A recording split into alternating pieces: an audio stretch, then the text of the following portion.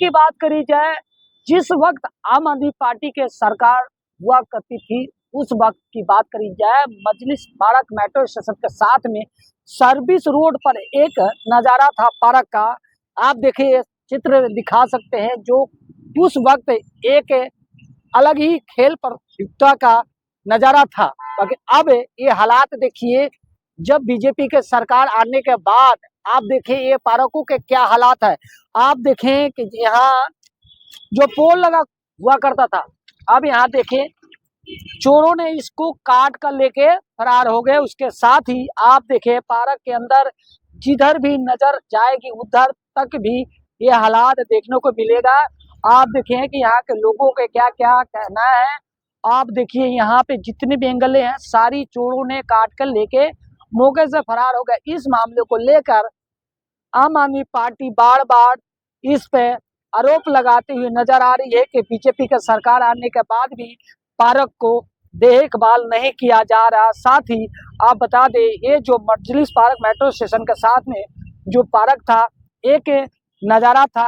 कभी वक्त इसमें बुजुर्ग बच्चे आया हुआ करते थे, लेकिन अब इस पार्कों में देखिए नज़ारा क्या है, हालात आप देखिए। ये जो इतने बड़े पोल लगाए गए हैं जिसमें भारत की शान होती थी, तिरंगा इसमें लगाया जाता था, बाकी इस पे तिरंगा भी हटा दिया गया है। उसके साथ ही आप देखें यहाँ जो बोर्ड लगा हुआ था, आप देखें चोरों ने किस तरह से काट रखा है। साथ ही देखें यहाँ की नज़ारा है, आप देखें यहाँ खंभा लगा हुआ था, इसको भी काट दिया गया है। यहाँ से जो जितनी भी सामानें हैं चोर ने चोरी करके चला गया। बाकी इस पर अभी तक कोई भी अधिकारी की बात करी जाए या नेता की बात करी जाए, इस मामले पे कोई भी देखने को तैयार नहीं है। आखिर ऐसा क्यों कहा जा रहा है? क्योंकि ये जनता का पैसा था, जो हालात था। आप देखिए यहाँ एक बोर्ड हुआ करता था, यहाँ एक बोर्ड हुआ करता था जिसमें लाइट से लेकर रिलेटिव था, उसके बाद इसमें तारे थी। आप देखें इसकी नज़ारा, आपको ये दृश्य दिखाएंगे। देखिए इसमें एक पूरा प्लेट होती थी जो अप डाउन करने के लिए, बाकी यहाँ का देखिए कुछ भी नहीं, खाली है। आप देखा है इसमें खाली है, कुछ नहीं है। आखिर ऐसा क्यों कहा जा रहा है? जब यहाँ आम पार्टी की बात करी जाए या बीजेपी की बात करी जाए, जब नज़ारा ये देखें, आपके जहाँ तक भी नजरें जाएगी ये हालात है। आप देखिए यहाँ चोरों के हौसले इतनी बुलंद है कि सामान चोरी कर लेते। अब ये देखिए एक ये भी नज़ारा था, यहाँ लोगों आने जाने के लिए कितनी बढ़िया था, आना जाना बैठना घूमना होता था, बच्चे भी आते थे, बुजुर्ग भी आते थे। आप देखिए यह देखिए नज़ारा, ये खम्भे को किस तरह से काटा गया। आप देखिए जहां भी तक नजर जाएगी, आप देखिए ये हालात है, ये दिल्ली के हालात है। आप देखिए ये देखिए यहाँ एक समय हुआ करता था कि लोगों के आना जाना लगा होता था, बाकी अब इस पार्क की बात करी जाए, जनता के पैसा का दुरुपयोग किया जा रहा है। आखिर ऐसा क्यों कहा जा रहा है? हम नहीं कह रहे हैं, पब्लिक का सीधे सीधे कहना है कि जो हालात आम आदमी पार्टी के सरकार में थी तो इस पार्कों को देखभाल किया जा रहा था, लेकिन जब से बीजेपी का सरकार आई है इस पार्कों का कोई भी देखभाल नहीं किया जा रहा है। और बड़े बड़े आप देख सकते हैं कूड़े खत्ते किस तरह से है नज़ारा। ये नज़ारा आप खुद ही देख रहे हैं कि दिल्ली का नज़ारा है।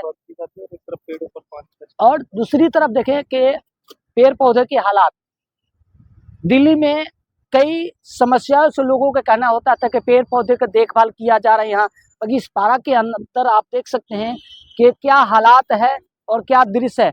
उसके बाद में आप देखें यही रूट है जो मुकुंदपुर से लेकर आजादपुर तक जुड़ते हुए नजर आ रहा है। बाकी जब इस मामले की बात करी जाए तो यहाँ की जो स्थानीय लोगों का यहाँ तक कहना है कि जब इस पार्क में एक समय हुआ करता था कि लोग आते जाते थे, बाकी अब ये पार्क के आप देखिए दृश्य क्या है।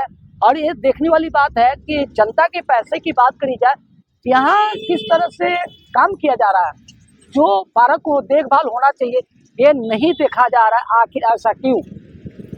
यहाँ आम आदमी पार्टी के विधायक पूर्व पवन कुमार शर्मा थे, अब यहाँ विधायक है राजकुमार भाटिया जी, निगम पार्षद भी हैं, यहाँ आम आदमी पार्टी से बीजेपी से विधायक भी है।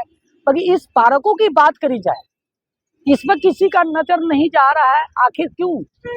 ये जनता का पैसा लगा हुआ था जो पार्कों में देखभाल करने के लिए, बनाने के लिए, लाइट के लिए, हर एक चीज सुविधा। देखिए जनता के पैसा क्या, ये क्या हालात है, ये जनता ही फैसला करेगी। जनता ही आवाज उठा रही है किस तरीके से पार्कों को जो देखभाल होना चाहिए पार्क में देखभाल नहीं हो रहा। आखिर ऐसा क्यों कहा जा रहा है? ये दिल्ली के हालात है जो मजलिस पार्क मेट्रो स्टेशन के पास में सर्विस लाइन पे जो पार्क बना हुआ है। आप देखें, अब ये रोड देखें इस रूट से किस तरह से गाड़ी को आना जाना होता है। अब ये नज़ारा आप खुद ही देख लेंगे कि जब पेड़ पौधे की बात आती है तो यहाँ भी पेड़ पौधों की भी देखभाल नहीं किया जा रहा है। ना कोई अधिकारी की बात करी जाए, ना कोई प्रशासन की बात करी जाए। जिस तरह से पार्क में खंबे का चोरी हो जाना, बोर्ड चोरी हो जाना, क्या प्रशासन को नजर नहीं आता? प्रशासन को नजर आता है, पब्लिक शिकायत की जाती है, बाकी यहाँ पे उस मामले को लेकर अभी तक कोई भी ठोस कदम नहीं उठा है। लगातार इस मामले को लेकर सुर्खियां बिटोरते हुए नजर आ रही है। दिल्ली की बात करी जाए, बुराड़ी विधानसभा एरिया में हालात क्या है आप देख सकते हैं कि रोडों पे किस तरह से खुदाई कर छोड़ने की वजह से आप देख सकते हैं कई किलोमीटर तक लंबा जाम। और साथ ही यहाँ इधर साइड में दिखाया कि आप देखें यहाँ धूल मिट्टी क्या हालात है। तो लोगों का कहना है कि जब यहाँ संजीव झा कई सालों से इस रोड को तोड़ फोड़ करा दी है, बाकी यहाँ सबसे अहम बात यह है कि यहाँ आप देख रहे हैं तो रोडों पे धूल मिट्टी के क्या हालात है, लोगों के क्या क्या समस्याएं होती हैं। जो यहाँ का जनता के कहना है कि कई बार यहाँ इस गड्ढे में गिर भी जाते हैं, चोटें भी आ जाती है। सबसे बड़ा अहम समस्या ये है कि इस रोड पे आप देखें कि जल बोर्ड का ये जो लाइन है जगह जगह खुदाई करके छोड़ दिया गया है। इसकी वजह से कई किलोमीटर तक लंबा जाम होता है। बाकी वहीं दूसरी तरफ देखें कि यहाँ जो रोडों पे गंदगी है और धूल मिट्टी उड़ रहा है, आखिर इसकी जिम्मेवारी किसकी बनती है? जिस टाइम आम आदमी पार्टी की सरकार थी और बीजेपी के अब है विधायक यहाँ के संजीव झा, क्योंकि सबसे अहम सवाल ये है कि यहाँ विधायक रहने के बावजूद भी इस एरिया में कोई कार्य नहीं हो पाया। क्योंकि बुराड़ी कई ऐसे जगह पे आप देख सकते हैं कि रोडों पे गड्ढे बड़े बड़े हैं, पानी है और कई ऐसे समस्या से जनता जूझ रही है, लेकिन इनकी कान तक क्यों नहीं रही? आखिर ऐसा क्यों कहा जा रहा है? क्योंकि यहाँ का जनता का कहना है कि कभी भी इनके पास जाओ बाकी इस मामले को लेकर टाल मटोल करते हैं। जिस तरह से ये बुराड़ी विधानसभा रोड की बात करी जाए, नथुपुरा बाबा कॉलोनी से मिलाते हुए मेन सड़क है जिसमें कई किलोमीटर तक लंबा जाम रहता है हमेशा, बाकी इस पर अभी तक कोई भी अधिकारी। बुराड़ी विधानसभा एरिया की बात करी जाए कि यहाँ धूल मिट्टी से कब तक निजात मिलेगा, ये एरिया विधायक संजीव झा के लगता है। जो आप देख सकते हैं रोडों पे किस तरह से धूल मिट्टी से लोगों को कितनी समस्याएं होती है। वो आसपास के लोगों के यहाँ तक ही कहना है कि इस धूल मिट्टी से कई ऐसे बीमारियों का खतरा से जूझना पड़ता है। सबसे अहम बात यह है इस रोड की बात करी जाए कई सालों से खुदाई करके छोड़ दिया गया है, बाकी इस रोड की बात करी जाए रोड के हालात टस के टस बना हुआ। आखिर ये हालात कब सुधरेगा?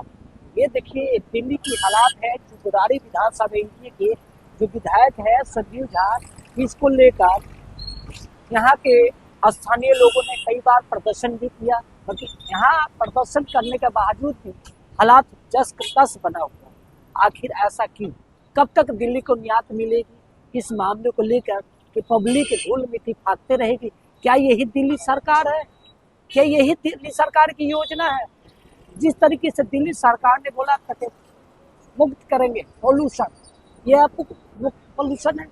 आप देख सकते हैं कि क्या है ये पॉल्यूशन, नहीं तो क्या है ये धूल मिट्टी से। आप देख सकते हैं रोडों पे पेड़ पौधों की बात करी जाए, कोई भी ऐसे दुकानदारों की बात करी जाए, रोड पे देखें कि किस तरह से धूल मिट्टी उठते हुए नजर आ रहा है।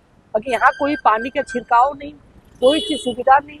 आखिर इस तरह से कहा जाता है कि दिल्ली में जगह जगह पानी का छिड़काव हो रहा है, बाकी बुराड़ी विधानसभा एरिया की बात करी जाए यहाँ एक भी गाड़ी पानी के छिड़काव का नजर नहीं आ रहा। आखिर हालात ये कब तक सुधरेगा? राजधानी दिल्ली की बात करी जाए बुराड़ी विधानसभा एरिया में लोगों के क्या क्या समस्याएं हैं और क्या क्या समस्या से जनता की कारण बना हुआ आप देख सकते हैं। ये बुराड़ी विधानसभा रोड की बात करी जाए इतने बड़े बड़े गड्ढे हैं, कि शाम के वक्त जब ट्रैफिक जाम होता है तो इस गड्ढे में कई ऐसे गाड़ी फंस जाते हैं और फंसने के कारण इसमें कई आदमी के हाथ पैर भी टूट गया। गाड़ी का नुकसान तो होता है लेकिन सबसे अहम यहाँ होता है कि जो व्यक्ति गिर जाता है उसका हाथ पैर टूट जाता है। आखिर ऐसा क्यों कहा जा रहा है? इस मामले को लेकर कई बार आम जनता ने सोशल मीडिया पर भी वीडियो चलाया। बाकी यहाँ के जो स्थानीय विधायक हैं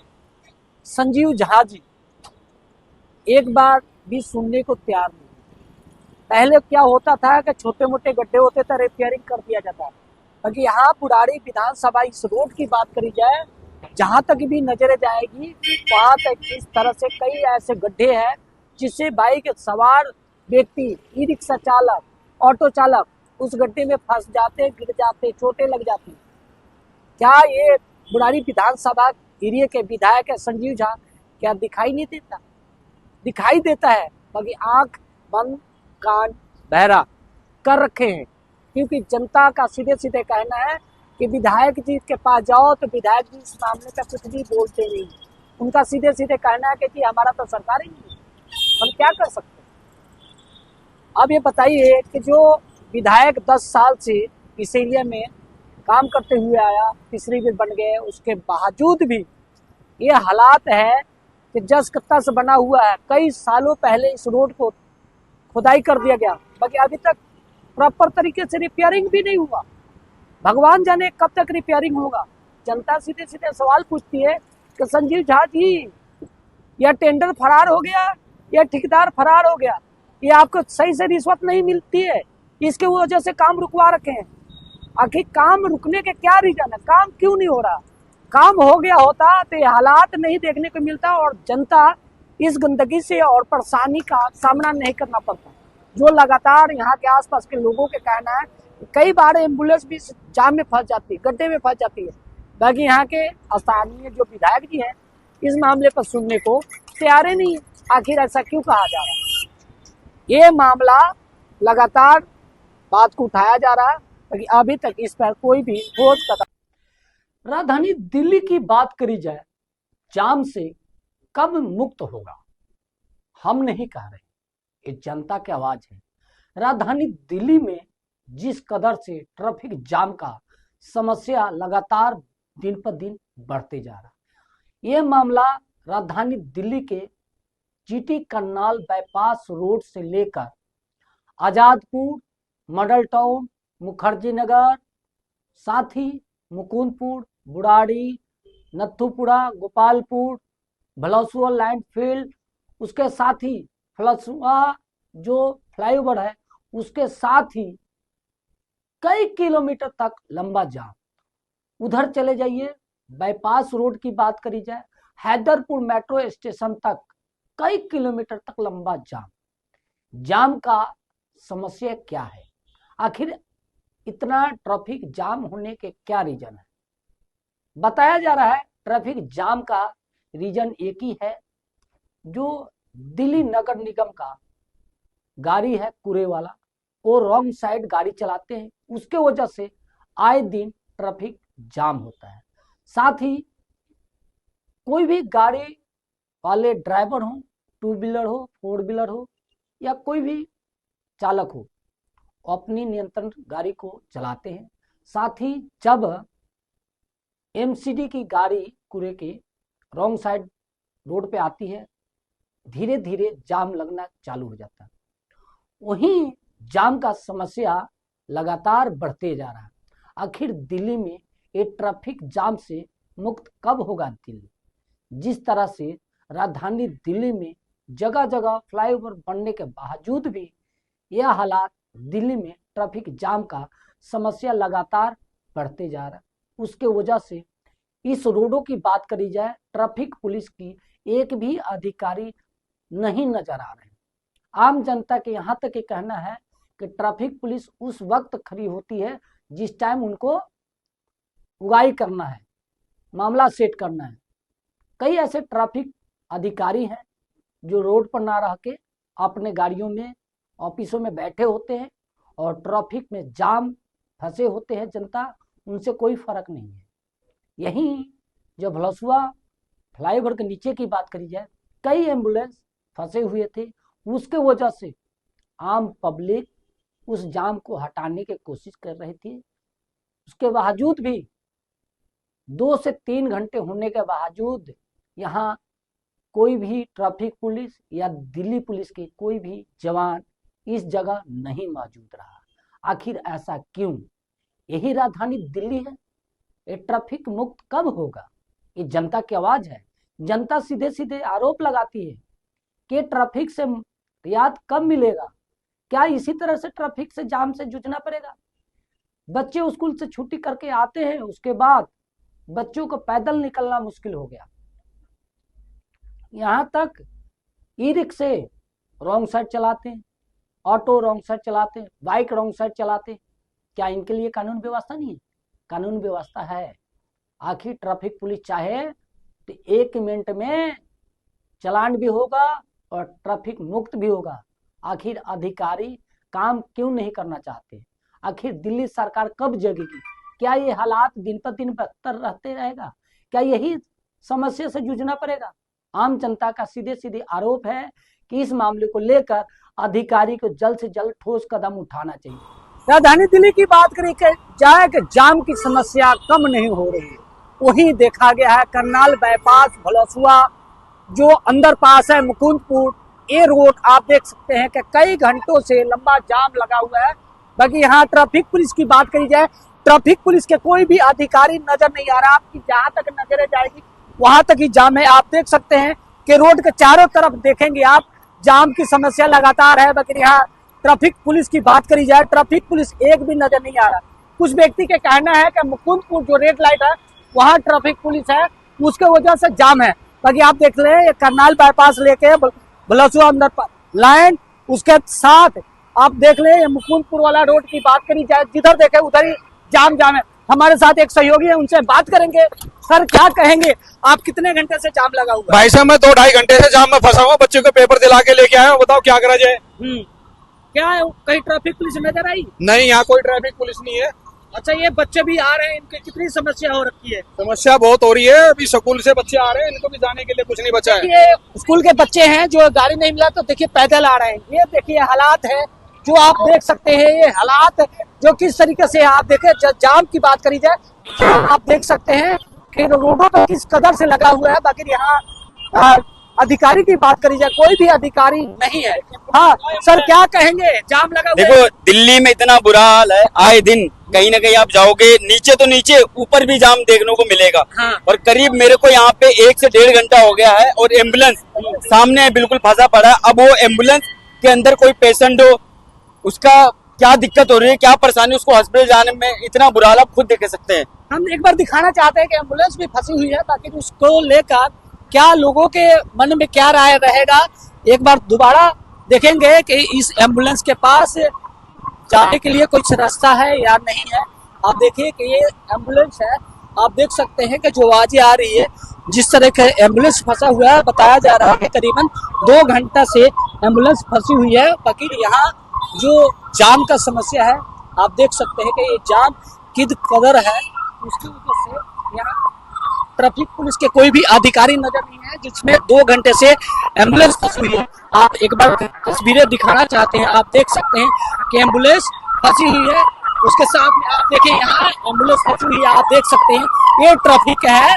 देखिए एम्बुलेंस फंसा हुआ है, एक बार उनसे बात करने का कोशिश करेंगे। सर कितने टाइम से हैं आप, कितने टाइम से आप फंसे हुए हैं? हो गए हैं 20 से 25 मिनट। 20 से 25 मिनट। क्या लग रहा है, पेशेंट भी ले? राजधानी दिल्ली की बात करी जाए, मॉडल टाउन विधानसभा एरिया में लगा भीषण आग। रिहायशी बिल्डिंग करीबन 5 मंजिला था, जिसमें टॉप फ्लोर पे लगी भीषण आग।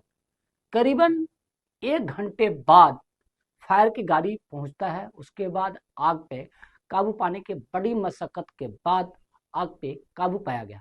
बाकी आसपास के पब्लिक के कहना है कि ट्रैफिक पुलिस और दिल्ली पुलिस और फायर के अधिकारी मौके पर बहुत लेट पहुंचा। आखिर रीजन क्या है? रीजन एक ही बताया जा रहा है कि इस एरिया की बात करी जाए, शाम के वक्त इतनी ट्रैफिक ज्यादा होती है कि रोडों पे जाम लगता है, इसके वजह से घंटों लेट हुआ। उसके अलावा जो फायर के अधिकारी हैं उनका कहना है कि जाम के वजह से थोड़ा लेट हुआ। कई फायर के गाड़ी मौके पर पहुंचे, आग पे काबू पा लिया गया। बाकी अभी तक इस मामले को पता नहीं चल पाया कि आग लगने के रीजन क्या है। क्योंकि वहीं राजधानी दिल्ली में जिस तरह से 5 मंजिला इमारत में आग लग जाती है, उसके बाद कोई सेफ्टी के प्रावधान नहीं है। आखिर ऐसा क्यों कहा जा रहा है कि जिस तरीके से एमसीडी के अधिकारी 4 मंजिला 5 मंजिला बिल्डिंग बनाने की अनुमति दे देती है, उसके बाद यहाँ फायर का क्यों नहीं सेफ्टी रखा जाता है। जिस तरीके से राजधानी दिल्ली में मॉडल टाउन एरिया में ये हालात देखने को मिला कि कई घंटा यहाँ फायर के अधिकारी मशक्कत करने के बाद आग पे काबू पा लिया गया। बाकी वहीं आसपास के जनता के यहाँ तक ही कहना है कि फायर के अधिकारी जगह टाइम रहते आते तो यह सामान नहीं जल पाता, बच जाता। बाकी वहीं आसपास की पब्लिक है यहाँ तक ही कहना है कि इस रूट में हमेशा ट्रैफिक जाम होता है, लोग रोडों पे गाड़ी लगा देते। क्या इस मामले को लेकर क्या दिल्ली सरकार कोई ठोस कदम उठाएगी या नहीं उठाएगी, देखने वाली बात है। जय हिंद, जय भारत। हालात तो ऐसे हैं कि इससे बुरे हालात तो कभी देखे नहीं है कि आग लगी हुई है 1.5 घंटे से और आप पानी की एक बूंद नहीं बचा सके। तो और चौथी मंजिल है, कोई अभी तो 50-50 मंजिल की बिल्डिंगें बना रही है। इसके अंदर कम से कम 20-25 लोग रहते हैं। हाँ, तो हर फ्लोर पे चारों फ्लोर ऑक्यूपाइड है। कुछ नहीं, उसका कुछ पता नहीं लगा है। अभी शायद ये बाहर गए हुए हैं, लेकिन पहली गाड़ी 45 मिनट के बाद आई है, कम से कम 50 मिनट के बाद। जबकि फायर ब्रिगेड की गाड़ी 5-7 मिनट के बाद आनी चाहिए, लेकिन ये गाड़ी 45 मिनट के बाद आई है। और उसके आग तक काबू नहीं पाया गया, प्लस अभी तक कोई भी इनका वो नहीं है। अब इन्होंने स्टार्टिंग करी है 40-50 मिनट बाद, 1 घंटे के बाद शुरू किया है। आप देख रहे हैं, अब शुरुआत है। जब आग भुग चुकी है 1.5 घंटे के बाद, अब पानी की धार दिखाई है, अब शुरू हुआ है और वहां तक पहुंच नहीं रहा है। इनके पास इतनी ताकत नहीं है कि पानी को चौथी मंजिल तक पहुंचा सके। और ये अलाउ करते 50-50 मंजिल की बिल्डिंगें बना रहे हैं, लेकिन चौथी मंजिल पे पानी नहीं पहुंचा पा रहे। मेरा नाम दयाल है आडवाणी। ये 5:50 के करीब ये काम हुआ है। तब तो बहुत आग लगी थी, उसके बाद आग बंद हो गई थी। लेकिन जब से ये गाड़ियां आई हैं, किसी भी गाड़ी ने पानी की एक बूंद तक नहीं फेंकी है। अब आप देख रहे हैं कैसे लग रहे हैं, कोई भी सीढ़ी इनकी काम नहीं कर रही और 1.5 घंटे से आग जल रही है और इसको एक बूंद पानी बुझाने के लिए वहां तक नहीं पहुंची। राजधानी दिल्ली की बात करी जाए, आदर्श नगर विधानसभा मजलिस पार्क सी ब्लॉक 45 नंबर जो बिल्डिंग है, एक सुबह की घटना सामने आई जो आग लगने की। बताया जा रहा है कि सिलेंडर फटने से करीबन कई लोग घायल हो गए, जिसमें पुलिस की अधिकारी भी हैं और फायर के अधिकारी हैं और पब्लिक है। बताया जा रहा है कि जो पार्किंग होती है, पार्किंग में करीबन सामान इतना ज़्यादा था कि आग की लपटें इतनी तेज हो गई, उसी के अंदर सिलेंडर था, जो सिलेंडर फटने के कारण कई पुलिस अधिकारी घायल हो गए। उनको अस्पताल में एडमिट करा दिया गया है, सफदरजंग में बताया जा रहा है। जो हालात आदर्श नगर विधानसभा के एरिया के हैं, जो हालात इस तरह से हुआ कि जब ग्राउंड फ्लोर की बात करी जाए, पार्किंग की बात करी जाए, अगर पार्किंग है तो पार्किंग में सामान क्यों रखा जाता है, गोदाम क्यों बनाया जाता है, किराए पर क्यों दिया जाता है, मामला यहाँ है। आखिर ग्राउंड फ्लोर की बात करी जाए, पार्किंग की बात करी जाए, जिस तरह से राजधानी दिल्ली की बात करी जाए, लगातार इस मामले को लेकर समस्या बढ़ती जा रही है। आसपास के लोगों के यहाँ तक ये कहना है कि जो रोडों पे गाड़ी लगा देते, गलियों में लगा देते, उसके वजह से हमेशा गली में आना जाना मुश्किल हो जाता है। क्या सरकार को इस पे ठोस कदम उठाना चाहिए, पार्किंग देना चाहिए, जिसको लेकर लगातार ये मामला बढ़ते हुए नजर आ रहा है। एक दिन पहले मॉडल टाउन विधानसभा एरिया में इसी तरह से बिल्डिंग में आग लगी, दूसरी आदर्श नगर विधानसभा एरिया में ये हालात देखने को मिला, जिसमें लगातार आसपास के लोगों के यहाँ तक ये कहना कि आग की लपटी इतनी तेज थी और सिलेंडर ब्लास्ट होने के बाद पब्लिक इधर उधर भागी, तो लगातार C45 मजलिस पार्क में आ जाए जल्दी। आग चपेट इतनी तेज हो गई कि फायर के अधिकारी कई घंटों आग को काबू पाने में समय लगा। लगातार इस मामले को लेकर फायर के अधिकारी, क्राइम ब्रांच पुलिस अधिकारी इस मामले को जांच पड़ताल शुरू कर दी। आखिर इस तरह से मामला आया है राजधानी दिल्ली के। जय हिंद, जय भारत। मेरा नाम अमन कुमार लाठर है। मैं दिल्ली फायर सर्विस में as a assistant divisional officer काम करता हूं। किस समय की ये आग की सूचना मिली थी और किस तरीके से कितनी गाड़ियों ने इस आग को कंट्रोल से जो मैंने कंफर्म किया अपने फायर कंट्रोल रूम से 9:01 की कॉल की। तो 1 मिनट का टाइम होता, 9:02 पे डिपार्चर करवा दिया उन्होंने 3 गाड़ियों का, एक जहांगीरपुरी से, एक संजय गांधी ट्रांसपोर्ट नगर फायर स्टेशन से और एक उजिरपुर फायर स्टेशन से।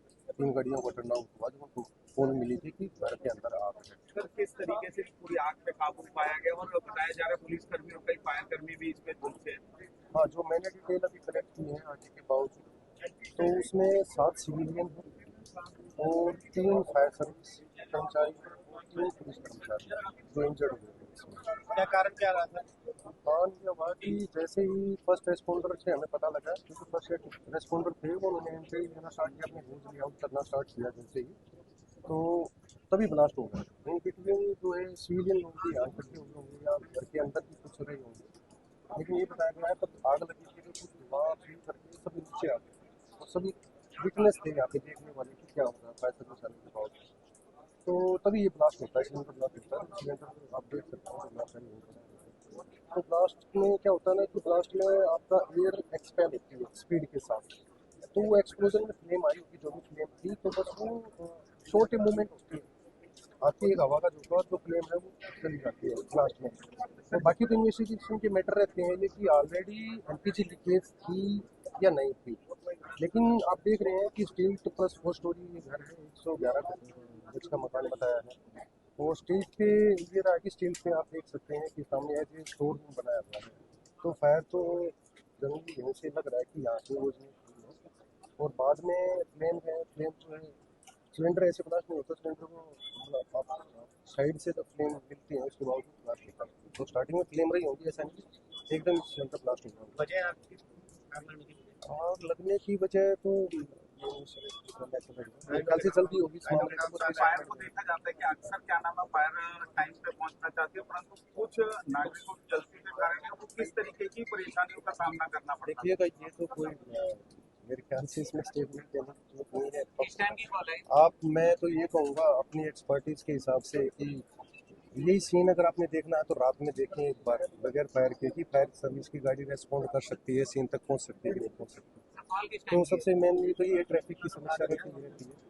बाकी तो तीनों एंगल से 3 स्टेशनों का टर्नआउट भी हुआ है, और बाकी हमारे आने के बावजूद जैसे ही फिर बाद में दूसरी गाड़ी आई है तो उन्होंने फिर मैसेज दिया कि ब्लास्ट हुआ है, तो ब्लास्ट के बावजूद जो है एक कैटेगरी मेजपुर कर दी गई, फिर का टर्नआउट कर दिया गया, उसके बावजूद और 4-5 गाड़ियाँ दी गई, टोटल 7 गाड़ी आई है। यहाँ पर नीचे आग लगी, नीचे सड़क की पूरी फैल गई है। फायर ब्रिगेड कोई टाइम पे नहीं आई है, लेकिन इन्होंने हमारे जो पड़ोसियों ने, ठीक है, इन सब ने पूरा सहयोग करा हमारे साथ, ठीक है। उन्होंने हमारे जो यहाँ पर मेन डिस्ट्रिक्ट जी हैं, उन्होंने हमारे फायर ब्रिगेड मंगवाई थी टाइम से। मल्ले वाले नहीं होते तो बहुत बुरा हाल होता है। मल्ले वाले ने पूरा कारण नहीं पता, नीचे से बस आग ऊपर तक फैलती चली गई, ठीक है, बस, ठीक है। अब ये है, और इन्होंने हमारा बहुत साथ दिया, लेकिन फायर ब्रिगेड टाइम से नहीं आई थी, लेकिन साथ बहुत दिया उन्होंने, अपनी तरफ से पूरी ट्राई करा कि टाइम से जल्दी आ जाए। आग लगी कैसे? ठीक है, नीचे यहाँ पर आग लगी थी रात को, पीछे वहाँ पर उसका बोलते हैं मोटर की तरफ से फिर वो आग ऊपर तक फैल गई थी, ठीक है। साथ हमने दिया हमारा, लेकिन हाँ थोड़ी सी फायर ब्रिगेड थोड़ी और जल्दी आई थी तो नुकसान थोड़ा कम हो सकता है। गाड़ियों की बहुत बुरा हाल है, बहुत बुरा हाल है, बहुत बुरा हाल है। ये वाला पार्ट कहाँ से ला रहे हो आप? ये वाला पॉइंट नहीं है जी, मुझे इस पार्ट से मुझे नहीं लेना, ये पॉइंट क्यों दे रहा हूँ? गाड़ियों के लिए रोड क्लियर। हाँ ये वो आ गई थी, उन्होंने हमारे गलियों में सबने गाड़ी सारे हटा दी थी, ठीक है। मेरे भाई को ज्यादा चोट लगी है, ठीक है, और मेरे को भी थोड़ी बहुत चोट लगी है। सिलेंडर जब फटा था उस टाइम पे, हमारे पड़ोसी है उनको भी बहुत ज्यादा लगी है, सबको। लगभग कितने लोग इस आग में झुलसे होंगे? हाँ, कम से कम 10 से 11 सब लगी है उनको, ठीक है। और ये हमारे जो सारे ये थे डिस्ट्रिक्ट थे, उन्होंने वो आए हैं हमारे यहाँ पर, और ठीक है, ऊपर भी जाके उन्होंने अकेले वो गए ऊपर, उन्होंने हमारी आग बुझाने में सहयोग किया। पूरनचंद खुराना। बात करें किस समय की आग लगी? ये लगी है 10:30 के बजे के बाद हम यहाँ खड़े थे, 8-8:30 बजे हम यहाँ खड़े थे, अंदर कोई ब्लास्ट हुआ, जैसे सिलेंडर फटा, पता नहीं क्या फटा, एकदम आगे झपका, यहाँ सारे बाल सारे इधर से टाइप। तो सारा कुछ ही मतलब हो गया एकदम, समझ ही नहीं आया। अंदर तक थे वो, तो उस टाइम अंदर एक पुलिस वाले भी बेचारे अंदर थे, वो बीट वाले अंदर थे। उनका आस पड़ोस वालों ने इतनी मदद की है जी, बहुत बढ़िया काम किया सबने। फायर ब्रिगेड वाले टाइम पे आ गए थे, उन्होंने भी अपना पूरा काम किया है और आस पड़ोस वालों ने बहुत मदद की है। एक बीट वाले बेचारे थे, वो अंदर सुमित नाम है उनका, वो अंदर गए थे, उनकी भी हालत राजकुमार शर्मा। राजकुमार जी, किस समय की आग की सूचना मिली, किस तरीके से? ये सवेरे 9 बजे के आसपास पता लगा, पड़ोस में रहते हैं हम, हमें पता लगा आग लगी, हम नीचे आए। उससे फिर हमने वो कोशिश करी, फिर हमने फायर ब्रिगेड को फ़ोन भी किया, मैंने खुद किया अपने फ़ोन से, और फायर ब्रिगेड बहुत अच्छा काम किया इन्होंने। इनकी वजह से ही सारा आग में काबू किया गया आग को, क्योंकि इसमें बहुत सहयोग है इनका। लगभग कितने लोग इस आग में? मेरे हिसाब से 8-10 तो हैं, 8-10 लोग जल गए उससे। क्या नाम हुआ आपका? मेरा नाम रेवरेंड सॉलोमन डेविड है और मैं संस्था का जनरल सेक्रेटरी और ट्रेजरर हूँ। और आज हम नशेमंद स्कूल के अंदर हैं, हमारा प्राइमरी स्कूल है, ये भी हमारी संस्था के अंतर्गत आता है। और हम धन्यवाद देते हैं इस स्कूल की ग्रोथ के लिए, और हम अपने कल्चर को और जो मॉडर्न टेक्नोलॉजी ऑफ एजुकेशन है उसको हम प्रमोट करते हैं। हमारा स्कूल एक हिस्टोरिकल स्कूल है और इस स्कूल से हम बेस तैयार करते हैं बच्चों का through out, not only in education, लेकिन हम उनको फील कराते हैं कि वो इस देश के एक अच्छे नागरिक बने, और बच्चों की हेल्थ और केयर का मॉडर्न टेक्नोलॉजी जैसे कंप्यूटर्स वगैरह सब। और ये बताना मांगता हूँ उन तमाम लोगों को कि अगर आप अपने बच्चे का एडमिशन यहाँ कराते हैं, you should be well sure कि आपका बच्चा एक होनहार और एक काबिल बच्चा बनेगा। और हमारी कामना ये है कि हर एक पेरेंट्स इस बात को यहाँ पर आके देखे पहले स्कूल को कि हमने क्या क्या फैसिलिटीज स्कूल के अंदर दी है, और वो फैसिलिटीज बिल्कुल मॉडर्न टेक्नोलॉजी से हैं जो बड़े बड़े स्कूल नहीं दे सकते, और यहाँ आपकी रीच नहीं है वहाँ पर, लेकिन हमने वो सब चीजें यहाँ पर प्रोवाइड करी। हमारा स्पोर्ट्स डे आज हम कर रहे हैं 2026 का, लेकिन आपको बताना मांगता हूँ यहीं से हमारे बच्चे रिप्रेजेंट करते हैं हमारे और स्कूलों में भी, जहाँ पर हम वर्ल्ड फुटबॉल के अंदर compete करते हैं। इंडियन नेशनल टीम में भी यहीं से बच्चे हमारे पढ़ के जो हमारे दूसरे स्कूलों में गए हैं, आज वो जोनल और डिस्ट्रिक्ट और साथ में दिल्ली टीम की तरफ से खेल रहे हैं। We are proud to have our नशेमंद primary school as a base for the student, as the base of a child to develop not only for our institution but for our nation. किया गया है, क्या कुछ कहना चाहेंगे? आपके यहाँ पे बच्चे या बच्ची का जो परफॉर्मेंस हो रहा है, क्या कहेंगे इसके बारे में? जी, मेरा यहाँ पे पोता पढ़ता है, बहुत अच्छा स्कूल है यहाँ पे स्पोर्ट्स के लिए और पढ़ाई के लिए भी। तो बच्चे की एक्टिविटी के लिए, सब बच्चों के लिए बहुत अच्छा है, ये करते हैं हर साल, और बहुत बढ़िया एनर्जी बच्चे के अंदर एनर्जी आती है और हिम्मत बनती है आगे बढ़ने की। खेलों से आजकल बहुत ज्यादा बच्चों का भविष्य निकल रहा है, पढ़ाई के साथ साथ बहुत जरूरी है ये गेम्स के लिए, जिससे कि बच्चों के अंदर एक हुनर निकले। बच्चे के अंदर अपनी एक काबिलियत होती है, जो बच्चा गेम्स में रहेगा वो आगे ही बढ़ेगा। आजकल देखा होगा कितने बेटी भी और स्पोर्ट्स की तरफ से बहुत अच्छा स्कोप मिल रहा है, बच्चे के लिए भविष्य बनना है, जो अपने पैरों पे खड़े हो जाते हैं और अपना देश का, अपने स्कूल का और अपने परिवार का नाम ऊंचा करते हैं। मैं तो ये बोलूंगा कि बहुत अच्छा है, यहाँ पे बच्चों के अंदर अपनी वो निकलती है काबिलियत और हिम्मत बनती है बच्चे के अंदर अभी से ही। पढ़ाई के साथ साथ ये बहुत जरूरी है, एनर्जी के लिए भी और माइंड के लिए भी और अपने देश के लिए भी बहुत जरूरी है। जिस तरीके से आज स्कूल के अंदर स्पोर्ट्स डे का आयोजन किया गया है, क्या आप बताना चाहोगे आप? हाँ जी, आज यहाँ पर नशेमंद पब्लिक स्कूल की तरफ से स्पोर्ट्स डे का आयोजन किया गया है, इसको लेकर आप क्या कहोगे? मतलब ये बहुत अच्छी चीज़ है जो एक्स्ट्रा करिकुलर में बच्चों को पार्ट करवाया जा रहा है। उसमें मतलब सिर्फ पढ़ाई तो अच्छी है ही स्कूल में, और स्पोर्ट्स वगैरह पे भी ध्यान दिया जा रहा है, अच्छी चीज़ है। आपका कौन है यहाँ पर, भाई भी है? मेरा ब्रदर है 4th B में, ईशान। इसके अलावा क्या लगता है कि स्पोर्ट्स आज के टाइम में जरूरी है बहुत ज्यादा? हाँ मतलब जितनी हमारे लिए एजुकेशन जरूरी है उतना हमारे लिए एक्स्ट्रा करिकुलर स्पोर्ट्स वगैरह भी जरूरी। राजधानी दिल्ली की बात करी जाए, तेज रफ्तार की कहर देखने को मिला। तिलक नगर थाना सुभाष पैलेस मेट्रो स्टेशन के पास ये बताया जा रहा है, डिलीवरी बॉय अपना डिलीवरी लेकर किसी ग्राहक को देने जा रहा था। उसी दौरान एक कार चालक ने इतनी तेज टक्कर मारी कि मौके पे ही मौत हो गई। यहां तक की घटना सीमित नहीं रही, उसके बाद डिलीवरी बॉय के जितने भी साथी थे थाने के बाहर प्रदर्शन किए और रोड को जाम कर दिया गया। उसके बावजूद भी पुलिस प्रशासन अभी तक इस पर ठोस कदम नहीं उठाया गया। आखिर परिवार का और डिलीवरी बॉय का सीधे सीधे कहना है कि पुलिस प्रशासन इस मामले को लेकर लिपापोती कर रही। आखिर ऐसा क्यों कहा जा रहा है? ये डिलीवरी बॉय के साथी जितने थे वो रोड पर जाम कर दिया। उसके बाद थाना के आगे प्रदर्शन जारी किया। उसके बाद भी कई किलोमीटर तक ट्रैफिक जाम लगा रहा। पुलिस प्रशासन समझाने की कोशिश की, उसके बाद बहुत मशक्कत के बाद करीबन कई घंटे हो गए, उसके बाद समझा बुझाकर रोड को खुलवाया गया। बाकी देखने वाली बात यह है कि राजधानी दिल्ली में तेज रफ्तार की कहर थमने का नाम नहीं ले रहा। आखिर ऐसा क्यों? लगातार आए दिन कुछ ना कुछ इसी तरह से घटना सामने आ रहा है। यही मामला तिलक नगर थाने के है, जो इस मामले को लेकर डिलीवरी बॉय के जितने भी साथी है उनका एक ही कहना है कि सरकार से हमारी अपील है कि हम लोग के लिए भी कोई ठोस कदम उठाया जाए, क्योंकि रात या दिन कभी भी खाना या कोई भी चीज पहुंचाने के कार्य करते हैं, उसके बावजूद भी हमारे लिए कोई भी सेफ्टी प्रदान नहीं की गई है। इसके वजह से इनका सीधे सीधे कहना है कि सरकार इस मामले को लेकर जल्द से जल्द ठोस कदम उठाया जाए। जय हिंद। पैसा नहीं वो लोग 4 बजे सुबह से नहीं, कोई नहीं इनकी सुनिए, बस आज नहीं कल होगा। अभी हम लोग कार्रवाई कर ले हैं, अभी ये पेपर बनाएंगे, ये धारा लगा है, ये वकील से बात हुआ है, ये हुआ है, वो हुआ है, लेकिन वो कब पकड़ा जाएगा बताओ? 2 दिन के बाद बोलेगा क्या भाई वो नहीं पकड़ा गया? जब तक वो थाना के अंदर आएगा नहीं, यहाँ पे रोड पे रहेंगे खड़े। अभी उनकी बात की वजह से 2 घंटे हम लोग साइड हुए हैं। जब तक वो लोग बोलेंगे कि अब नहीं हो पाए हम लोग से, हम लोग फिर जाकर वहीं पे मिलेंगे आपको।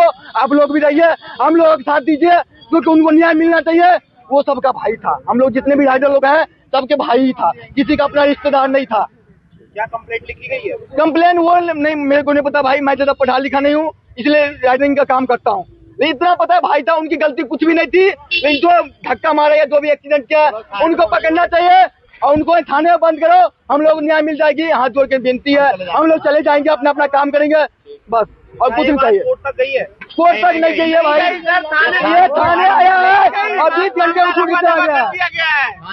कोई कोर्ट तक तो कोई बात ही नहीं गई है, थाने पे ही सब चीज रफा कर दिया गया। आप लोग न्यूज वाले लोग से जो बंदा था चला रहा था, न्यूज को फैलाओ और इनको जो भी इनमें मिला हुआ है उन सबको सजा मिलना चाहिए। इंसाफ चाहिए, इंसाफ। मैं उधर नहीं है, मैं वीडियो बना, तुम वीडियो बना भाई, डालो वीडियो। सर मेरा नाम अशरफ हुसैन है। क्या हुआ? वाहिगुरु जी की फतेह। गुरु प्यारिओ, ਅੱਜ 3 ਸਾਲ ਬਾਅਦ ਫਿਰ ਤੁਹਾਡੇ ਸਾਹਮਣੇ ਹਾਜ਼ਰ ਹੋਏ ਹਾਂ। ਅੱਜ ਪੀਸੀ ਕਰ ਰਹੇ ਹਾਂ, ਜਿਹੜੀ ਅਸੀਂ ਮਾਡਲ ਟਾਊਨ ਗੁਰਦੁਆਰੇ ਵਿੱਚ 3 ਸਾਲ ਪਹਿਲੇ ਡਕੈਤੀ ਪਈ ਸੀ, ਉਹਦੇ ਬਾਰੇ ਵਿੱਚ ਅਸੀਂ ਇਹ ਪੁਲਿਸ, ਦਿੱਲੀ ਪੁਲਿਸ ਨੇ ਉਹਦੀ FRI ਦਰਜ ਕਰ ਦਿੱਤੀ ਹੈਗੀ ਹੈ 7 ਤਰੀਕ ਨੂੰ। ਮੇਰੇ ਨਾਲ ਸਾਥ ਨਰਿੰਦਰ ਸਿੰਘ ਜੀ, ਸਪੁੱਤਰ ਗੁਰਪੁਰ ਵਾਸੀ ਸਾਹਿਬ ਰਣਜੀਤ ਸਿੰਘ ਸਾਣੀ, ਐਕਸ ਪ੍ਰਧਾਨ Sahib Ravinder Singh ji, ex general secretary, sir Gursharan Singh ji, ex general secretary model town, sir Gurbir Singh ji, ex general secretary, और अगे ज्ञानी जी बैठे ने जिहड़े रमेश्वर नगर के प्रधान। साथ संगत जी, जो असीं पहले कहा सी कि इन्हां ने मॉडल टाउन गुरुद्वारे के अंदर चोरी हुई है, उहदे तो असीं बाइट दित्ती सी ते प्रबंधकां ने कहा कि असीं सारे बंदे झूठ बोल रहे हैं और यह कागज बोगस हैगे ने। पर 7/1/26 दिल्ली पुलिस ने कन्फर्म करता, इन्वेस्टिगेशन 3 साल उन्होंने लगाए और प्रूव किया उन्होंने खिलाफ sir Jagjit Singh, Kanwar Inderpal Singh, other office bearer के खिलाफ उन्होंने offence of criminal conspiracy and criminal breach of trust and cheating का केस दर्ज किया है। ਜਿਹੜਾ ਸਮਾਨ ਚੋਰੀ ਹੋਇਆ ਸੀ ਉਹਦੀ ਮੈਂ ਇੱਕ ਵਾਰ ਫਿਰ ਤੁਹਾਨੂੰ ਅੱਜ ਵੈਲਿਊ ਕਰੋੜਾਂ ਰੁਪਏ ਤੋਂ ਉੱਤੇ ਹੈ, ਜਿਹਦੇ ਵਿੱਚ 4 ਛੱਬੇ, 2 골ਡ ਕੋਇਨ, 5 골ਡ ਚੇਨਾ, 5 골ਡ ਰਿੰਗ, 5 ਕੜੇ, 1 골ਡ ਕਿਰਪਾਨ ਔਰ 6 ਬੈਂਗਲਸ ਹੈਗੇ ਨੇ। ਇਹਨਾਂ ਦਾ ਝੂਠ ਇਸ ਤਰ੍ਹਾਂ ਪਕੜਿਆ ਗਿਆ ਕਿ ਪ੍ਰਧਾਨ ਸਾਹਿਬ ਨੇ ਇਹਨਾਂ ਨੇ ਜਿਸ ਵੇਲੇ ਅਸੀਂ ਬਾਈਟ ਦਿੱਤੀ ਤੇ ਉਹਨਾਂ ਨੇ ਕਿਹਾ ਜੀ ਜੋ ਗੁਰਸ਼ਰਨ ਸਿੰਘ ਸਾਹਨੀ ਨੇ ਸਾਨੂੰ ਚਾਰਜ ਦਿੱਤਾ ਸੀ ਉਹਨਾਂ ਨੇ ਚਾਬੀ ਗਲਤ ਦੇ ਦਿੱਤੀ ਹੈਗੀ ਹੈ, ਉਹ ਗੁਰਦੁਆਰੇ ਦੇ ਲੋਕਰਾਂ ਤੇ ਨਹੀਂ ਲੱਗੀ, जबकि उस वक्त दोनों प्रधान एक्स प्रधान सर प्रहलाद सिंह चंडोक और सर रणजीत सिंह सानी दोनों जिंदा सन, तां वो नहीं बोले। पर उन्होंने गलती की कि बैंक की डकैती इस करके पई है कि इन्होंने ने पंजाब नेशनल बैंक को लिख के दिता है कि साढ़े को चाबी गुम गई है, नहीं कि चाबी नहीं लगी, साढ़े को चाबी गुम गई है, इस करके सानू लॉकर खोलने की इजाजत दी जाए। जबकि उन्होंने कोई वीडियोग्राफी नहीं कराई, कोई संगत को अनाउंस नहीं किया, किसी भी ओपोजिशन मैंबर को दसिया। मैं सिर्फ आप जी के सामने यह क्लैरीफाई करना चाहना वा, जी 3 साल पहले असी मुहिम स्टार्ट की सी, गुरु रामदास की बख्शिश के सदके सानू 3 साल बाद वो चीज मिली है, पर इत्थे भी बाज नहीं आए। ये बाद 27/2/2025 ਨੂੰ ਇਹਨਾਂ ਨੇ 6.5 ਬੰਦਿਆਂ ਦੇ ਖਿਲਾਫ ਇੱਕ ਮਾਡਲ ਟਾਊਨ ਥਾਣੇ ਵਿੱਚ ਕੰਪਲੇਂਟ ਲਿਖਾਈ ਕਿ ਪਹਿਲੇ 5 ਬੰਦਿਆਂ ਨੇ पेपरा की कॉन्स्पिरेसी की है और 6वें नंबर पर मेरा नाम सी कि इन्होंने सेठी साहब ने झूठिया स्टेटमेंटा वीडियोज़ पाइया ने और साड़ी बदनामी की है, जिहदी पुलिस ने इन्वेस्टिगेशन की, साढ़े को राइटिंग के अंदर उन्होंने जवाब मंगया और दिल्ली पुलिस ने कहा जी इस ते कोई केस नहीं बनता, जो है कह रहे थे ठीक कह रहे हैं। उसके बाद 27/2/25 ਨੂੰ इन्होंने दिल्ली 30 हज़ारी में केस फाइल किया, जिसका फैसला आ गया, कोर्ट ने उन्होंने डिसमिस कर दिता है। उसकी भी एक कॉपी मैं आप जी के सामने लगा रहा, जिहदे विच उन्होंने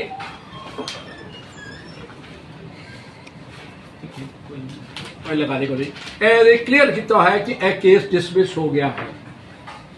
इसलिए मॉडल टाउन गुरुद्वारे के अंदर सर जगजीत सिंह और उन्होंने साथियों ने इन्नी की हुई है, संगत के पैसे का मिसयूज कर रहे हैं। मैं प्रधान साहब एक बार तुहाडे कोल दोबारा पूछना चाहना वा कि तुसी लाखां रुपए दिल्ली पुलिस को दिते, लोगों को रिश्वतां दित्तियां कि यह केस दब जाए, पर वो दबिया नहीं।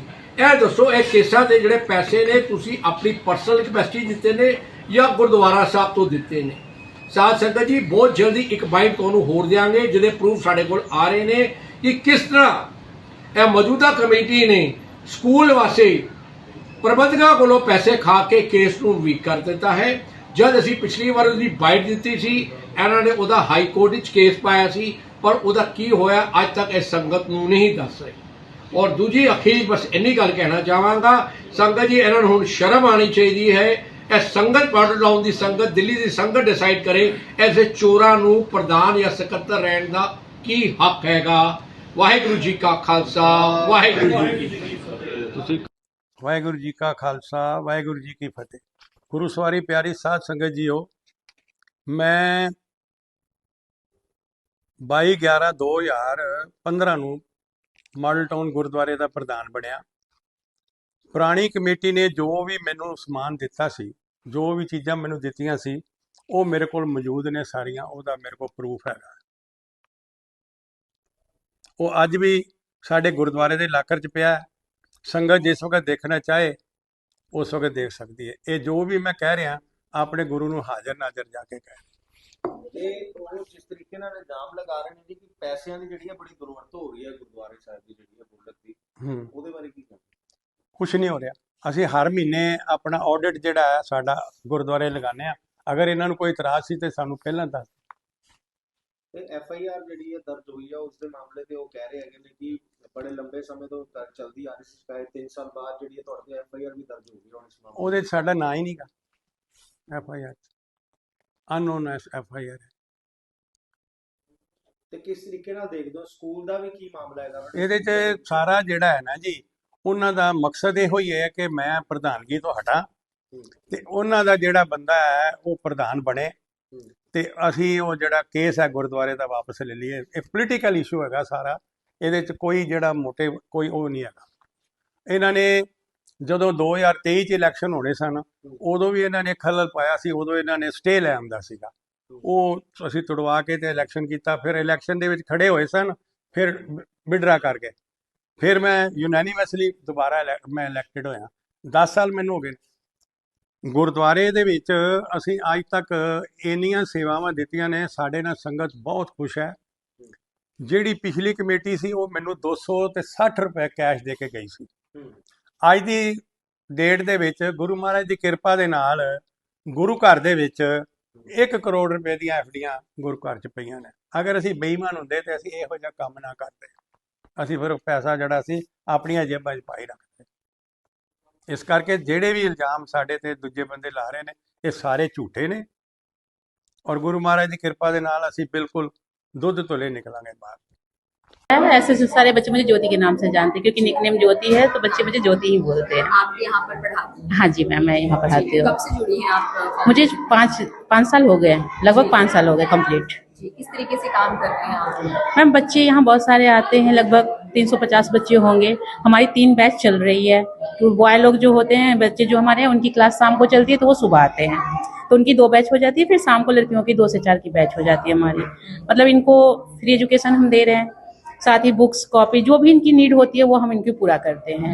साथ ही साथ हम इनको खाने पीने की भी सामान देते हैं, क्योंकि ये बच्चे शायद कोचिंग नहीं जा पाते, अफोर्ड नहीं कर पाते, इसलिए हम इनको फ्री एजुकेशन दे रहे हैं ताकि बच्चे डेवलप कर सके, आगे बढ़ सके। हमारे एजुकेशन का मतलब ही यही है कि हमारे बच्चे आगे बढ़ जाए। जी मैं बात करूं अगर वेलफेयर फाउंडेशन की, तो किस तरीके से यहाँ पर कई ऐसे बच्चे भी, जैसे कि बताया आपने कि एक बच्ची थी हाँ, जिसकी शादी हो गई थी, उसके बारे में क्या कुछ? मतलब जैसा कि उसके थ्रू में पता चला, उनकी फैमिली के थ्रू पता चला कि वो जब 12 साल की थी तो उसके मैरिज हो गए थे, और उसके बाद कुछ एक्सीडेंट हुए होंगे उनके ससुराल में, वो हमसे शेयर नहीं करा, थोड़ी वो नॉर्मल टाइप की हो गई थी। अब जब वो मेरे पास आई तो मुझे बताया नहीं, फिर मैंने धीरे धीरे पता करा, उसी से पूछना शुरू किया, तो उसने मुझे कुछ ऐसी बातें बताई जो मैं यहाँ शेयर नहीं कर सकती हूँ, क्योंकि एक लड़की की बात है। फिर मैंने उसे यहाँ अपने थ्रू उसको स्पेशल मैंने दिया है कि मैं उसे घर तक लेके जाती हूँ, क्योंकि उसे ना पहनने की थी कि किस तरीके से पहना जाता है, किस तरह से लोगों के सामने जाता है। मतलब कुछ जैसे लड़के होते हैं उनके पीछे भी पड़ गए थे। फिर मैंने उसको अपने घर ले जाके 2-3 दिन तक समझाया, शाम तक मैंने उनको वहाँ भी पढ़ाती थी, और अब वो रीडिंग भी करने लगी है और अच्छे से बात भी करने लगी है। अभी उसने आप लोग को दिया भी होगा इंटरव्यू, तो वो अब काफ़ी ज़्यादा सुधार हो चुका है। बट अब वो शादी के नाम से कभी मैं पूछती भी हूँ कि करना है तो वो बहुत डर जाती है, लेकिन हम उसके डर को ख़त्म करना चाहते हैं और उसे आगे ले जाना चाहते हैं, क्योंकि उसका मन है कि मैं जॉब करूँगी, और मेरी यही कोशिश रहेगी, इस पूरे टीम की कोशिश करेगी कि जो बच्चे चाहते हैं उनको हम आगे तक ले जाएं। कुछ बच्चे ऐसे भी हैं वो आए नहीं हैं क्योंकि बॉयज़ है वो, तो उनके एडमिशन नहीं हो रहे थे, हम लोगों ने उनके गवर्नमेंट स्कूल में एडमिशन भी करवाए हैं। राजधानी दिल्ली की बात करी जाए, आदर्श नगर थाना आजादपुर गांव के आरडब्ल्यू के प्रधान और पब्लिक ने एक विरोध प्रदर्शन निकाला, जिसको कैंडल लेकर लोगों के जागरूकता कराया कि यहाँ जो आजादपुर गांव है जो नशेड़ियों का अड्डा बना होता है और लगातार क्राइम बढ़ते जा रहा है। इसके वजह से इन्होंने थाने अधिकारी और पीट अफसरों के सीधे सीधे चेतावनी दिया गया कि आप अभी भी सुधर जाइए, क्योंकि एरिया में क्राइम ज्यादा हो रहा है। उसके वजह से गांव के लोग और आरडब्ल्यू के प्रधान पब्लिक ने साथ दिया, और साथ ही आजादपुर गांव में पूरे गली गली कैंडल मार्च निकाला। उसके साथ ही लोगों के यहाँ तक कहना है कि इस एरिया में लगातार क्राइम बढ़ते जा रहा है और पुलिस प्रशासन कार्रवाई नहीं कर पा रहा है। इन लोगों का सीधे सीधे आरोप है, आखिर पुलिस प्रशासन आखिर कार्रवाई क्यों नहीं कर पा रहा। देखने वाली बात यह है कि राजधानी दिल्ली के आदर्श नगर थाना एरिया में जो आजादपुर गांव लगता है, आए दिन इस एरिया में चाकूबाजी, हत्या आए दिन होते रहती है, चोरी, स्नैचिंग, गाड़ी चोरी। इस मामले को लेकर आरडब्ल्यू के प्रधान ने सब जगह लेटर लिखा। लेटर देने के बावजूद आज उन्होंने कैंडल मार्च निकालकर साफ तौर से उन्होंने चेतावनी दे दी कि अब पुलिस प्रशासन इस मामले को लेकर जल्द से जल्द कार्रवाई की जाए, नहीं तो अगला कदम बड़ा धरना प्रदर्शन हो सकता है। जय हिंद, जय भारत। मेरा नाम राजेश गौड़ है, मैं आरडब्ल्यू का प्रेसिडेंट हूँ। राजेश जी, आज का जो ये कार्यक्रम है, सबसे पहले ये स्पष्ट कीजिए कि आज का कार्यक्रम जागरूकता अभियान है या विरोध प्रदर्शन? ये विरोध प्रदर्शन है। जैसे कि आपको हमने पुलिस को भी यही लिख के दिया है कि इनकी कार्रवाई से आरडब्ल्यू संतुष्ट नहीं है। करीब पिछले कई महीनों पहले दीपक नाम के आदमी की चाकू मार कर हत्या कर दी गई, 24 चाकू मारे गए। कार्रवाई जो की उसमें नाबालिग बच्चों को दिखाया गया, उसका हमारे को ज्यादा संज्ञान नहीं है कि कब बेल हुई, कौन से पकड़े गए, हमें दिखाया गया। दूसरी बात, अभी हाल ही में मेट्रो स्टेशन के नजदीक छीना झपटी वारदात हुई है। चाय की दुकान, जो टिन्नी की दुकान है T10 के सामने 6 दिन पहले लोगों को चाकू दिखाया गया। अभी हाल ही में किशन सैनी, उनको मात्र 3 रुपए के ऊपर चाकू मारा गया और उनकी डेथ होगी चिकित्सा के दौरान। अब इस बढ़ते हुए क्राइम के संज्ञान में हमने डीसीपी साहब को, एसीपी साहब को, एलजी साहब को और मुख्यमंत्री को लिखित रूप में पत्र दिए 2 दिन पहले, उनका अभी कोई जवाब नहीं आया। हम आज दिल्ली पुलिस से ये मांग करते हैं कि जिस तरीके से क्राइम बढ़ रहा है उसको रोकने के लिए ये क्या कर रहे हैं हमें नहीं पता होता। पुलिस सहयोग कर रही है इसमें? अब सहयोग के जितने क्राइम रेट आप खुद देख लीजिए ना, कितना क्राइम हो रहा। अगर सहयोग होता है, हमें सिर्फ ये बताया गया था कि RW के साथ आपकी मीटिंग है, वही शॉर्ट नोटिस पे। अभी हमको तो महीने को बुलाओ। आप क्या उम्मीद करते हैं दिल्ली पुलिस से? ऐसी समस्या, मतलब पुलिस से क्या चाहते हैं? मैं ये चाहता हूँ, जैसे ये कहते हैं कि भाई बैड एलिमेंट्स आपके गांव के ही हैं, किराएदार है, 1500 फार्म हमने ऑनलाइन भरे किराएदारों के, उनका संज्ञान में अभी तक इन्होंने कोई कॉपी नहीं ली हमसे, जबकि तत्कालीन SHO साहब उनके कहने पे ही हमने कैंप लगाया था, वो फार्म आपसे नहीं लिए। अब जो ये आज का विरोध प्रदर्शन है, ये कहाँ से शुरू और कहाँ तक होना था? आज जो हमारा विरोध प्रदर्शन था मदर डेयरी एजाजपुर से लेके और थाने के मेन गेट तक का, यही सूचना हमने दी थी। अब प्रशासन हमें आगे जाने नहीं दे रहा है। हमको जैसे भी है आपके सामने लग रहा है प्रशासन आपको आगे नहीं जाने दे रहा है, किस बात का? अब डर वाली बात तो देखो, आप साथ थे, बिल्कुल शांति प्रिय है। हमने कैंडल मार्च किया है, वोटिंग भी नहीं करी, कोई नारेबाजी नहीं है, आप देख सकते हैं। अब पता नहीं प्रशासन को क्या डर है, हमें आप क्यों नहीं खड़ा होने देना। दिल्ली के माननीय LG साहब को, CM रेखा गुप्ता को जी और दिल्ली पुलिस कमिश्नर को जो पत्र आपने लिखा उसमें क्या मांग रखी है? उसमें ये रखी है कि हमारी जो कानून व्यवस्था चरमराई हुई है, हम चाहते हैं या तो इनका स्टाफ बढ़ाया जाए और नहीं बढ़ाया तो स्टाफ चेंज करके देखा जाए। अगर भैया इनके पास कंट्रोल नहीं है तो किसी दूसरे को मौका दिया जाए। इस संदर्भ में 2-3 बारी पहले बात हुई हमारी एसीपी साहब से, ACP साहब से और SHO साहब से, हमारे गांव में मीटिंग भी हुई है, जन संवाद भी हुआ है, आश्वासन लेके गए थे। आज तक बैरिकेड के लिए लगा, एक भी बैरिकेड नहीं है। DCP ऑफिस में RW की मीटिंग हुई थी, जिसमें डाटा समाज के प्रधान जी हैं, गणेश जी शामिल थे। वहाँ हमें ये कहा कि बैरिकेड थाने से मिलेगा, हमें नहीं मिला। आपके घर से मेरे ख्याल से 5 मिनट का रास्ता है CM रेखा गुप्ता जी के घर। जी। ये CM के घर के पास में हो रहा है, तो आपने कभी CM से मिलने की कोशिश करी इस बारे में? नहीं, हमने सिर्फ संज्ञान दिया है, खाली उनको पत्र द्वारा दिया गया। अगर हमारी कार्रवाई नहीं होती हमारी तो हम उनके पास ही जाएंगे, हमारा डेली बेसिस। क्या नाम है आपका? मेरा नाम गणेश कुमार है और मैं RWA में सचिव के पद पर हूँ। आज आपके इस कार्यक्रम में आजादपुर के बताए जा रहे कई सामाजिक संगठन, कौन लोग सम्मिलित हुए? उसके अंदर मेन मार्केट के प्रधान है और श्याम प्रचार मंडल है, नवयुग जाटा समाज कल्याण समिति है और जो भी आजादपुर में RWA और भी बनी है उनका भी समर्थन है हमारे साथ है। जितनी समितियां हैं उनका समर्थन है हमारे साथ में। और हमने जो ये आज प्रदर्शन किया है तो वो बहुत ही शांतिपूर्वक से किया है, जैसा कि आपने देखा भी है।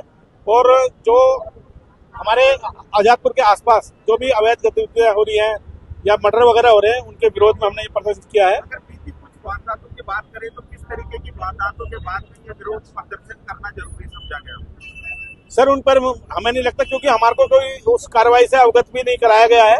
दिल्ली पुलिस अपना काम कर रही है नहीं कर रही है हमें नहीं मालूम है, लेकिन हमारे जो आसपास जो भी क्राइम हो रहा है वो ज्यादा बढ़ता जा रहा है। 3-3 रुपए के ऊपर मर्डर कर दिया जाता है, गरीब आदमी को मार दिया जाता है। तो भय तो है ही नहीं, बिना भय के घूम रहे हैं आजादपुर में लड़के, और सभी जो 18 साल से नीचे हैं सारे मर्डर हो रहे हैं, चोरियां हो रही हैं। लेकिन जो पुलिस प्रशासन है हमारे यहाँ पर जो भी तैनात है, एक निक्सन जी है, जो दूसरे भी हैं, वो भी अपनी पूरी मेहनत से करते हैं, लेकिन वो उनके अंदर तो कोई भय है ही नहीं क्राइम करने वालों का। जैसे एक तरह से दिल्ली से पूरा भय खत्म हो गया है, वारदातें बहुत ज्यादा हो रही है और कुछ 2 साल में तो और भी ज्यादा वारदातें, कई 6-7 मर्डर हो गए हैं यहाँ पर आसपास में।